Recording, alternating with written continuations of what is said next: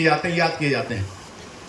कभी आपने प्राइमरी से लेकर के और हायर एजुकेशन के दौरान, चाहे वो कॉलेज हो चाहे कोई और जगह रही हो, बताइए किसी भी क्रिश्चियन का नाम लिया जाता हो जो इसने स्वतंत्रता संग्राम में भाग लिया है। कुछ नाम गिनाता हूं आपको, 20 नाम मेरे पास है। मैं कोशिश करता हूं कि जब मैं चर्चेज में जाता हूं तो वहां पे लोगों को बता सकूं कि आप अपने लोगों के बारे में जरूर जानें, सबके बारे में जानें, गांधी जी के बारे में जानें, नेहरू जी के बारे में जानें, लेकिन अपने लोगों के बारे में भी जरूर जानें, ताकि आपको याद रहे कि आप कोई यूं छोटे मोटे लोग नहीं हैं। आप कैसे लोग रहे हैं, आपकी हिस्ट्री क्या रही है।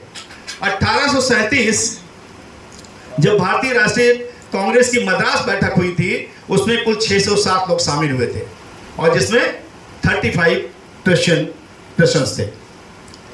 मैं जो नाम लेना चाह रहा था उनमें से नाम कुछ बताना चाहता हूं आपको। सीएफ एंड्रयू, अच्छा ये मैं नाम उनके ले रहा हूं जो पास्टर्स थे उनके नाम ले रहा हूं मैं।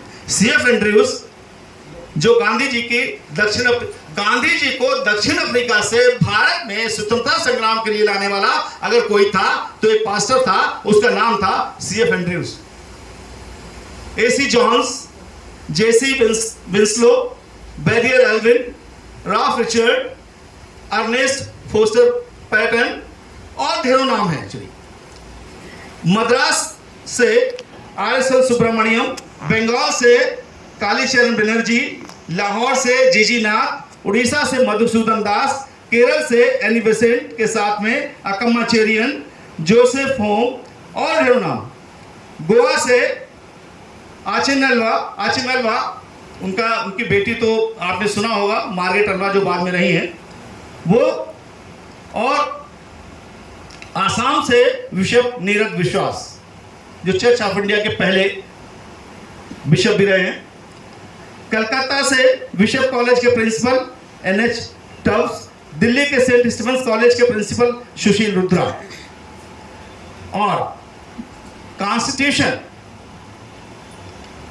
कितने लोग पढ़ते हैं और कितने लोग चाहते हैं कि इसे पढ़ा जाए? मेरे ख्याल सब कुछ। जो नहीं चाहते वो रखें और पढ़ें और पढ़ने की कोशिश करें। इस कॉन्स्टिट्यूशन को बनाने में अगर कोई मदद करने वाला था तो एक जेसुइट फादर थे, नाम था उनका जेरोम डिसूजा, और उन्होंने इस कॉन्स्टिट्यूशन को बनाने में बाबा साहब अंबेडकर साहब की बहुत मदद की, बहुत हेल्प की। और बाद में पंडित जवाहरलाल नेहरू जो हमारे प्राइम मिनिस्टर रहे हैं, उनको फॉरेन पॉलिसी बनाने में बहुत बड़ी मदद की। तो आप कोई साधारण लोग नहीं हैं। आप लोग या हम अगर कहें कि हमारी कम्युनिटी, हम लोग कोई साधारण लोग नहीं हैं। चर्च ने बहुत काम किया है। हम जानते हैं स्वास्थ्य का एरिया ले लिए, हेल्थ का, मेडिकल में किसने काम किया, कौन था? एक से एक जो हम कह सकते हैं कि जितने भी नर्सिंग का काम करने वाले थे या मैक्सिमम शुरुआत में जो डॉक्टर्स थे, उन सब को अगर मैं कुछ कॉलेज के नाम लूं, क्लैरसोन हॉस्पिटल बरेली का नाम सुना हो किसी ने? एशिया का पहला हॉस्पिटल बरेली में, क्लैरसोन हॉस्पिटल, ये मेडिकल कॉलेज रहा है। इसके बाद मेडिकल हॉस्पिटल रहा है। इसके अलावा अगर आप याद करें तो क्रिश्चियन मेडिकल कॉलेज लुधियाना, बेलोर, जिनका आज भी कोई सानी नहीं, इन मेडिकल कॉलेज का आज भी कोई बराबरी और सानी नहीं है। इसी तरीके से बेंगलोर का सेंट जॉन्स कॉलेज है। कितने तो हैं और भी ढेर सारे। अगर कोई मेडिकल लेकर के आया इस देश में तो कौन लेके आया? क्या इससे पहले कहीं मेडिकल हेल्प किसी को अवेलेबल थी लोगों को? इन जनरल अगर थी तो राजा महाराजाओं को थी, आम आदमी को नहीं थी। आम आदमी के लिए कोई अगर काम करने वाला था तो आप थे, क्रिश्चियंस थे, हमारे पास्टर्स थे, जिन्होंने इस देश के आम आदमी के लिए बहुत बड़े काम किए।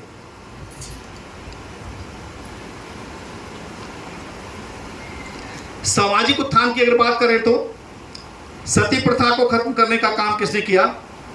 कोड़ियों के लिए उनके कार्य किसने किए? उनके लिए, उनके हेल्प के लिए किसने काम किया? बाल विवाह जो इस देश का एक जबरदस्त मैं कहूँगा कि एक खराब कुरीतियाँ थी, उसको किसने खत्म किया? छुआछूत तो एक बहुत बड़ी समस्या थी, उसको किसने खत्म किया? सबसे पहले 1793 में विलियम कैरी ने 1814 में उससे आगे उसे बढ़ाया। विधवा विवाह और विधवाओं को जलाने की प्रथा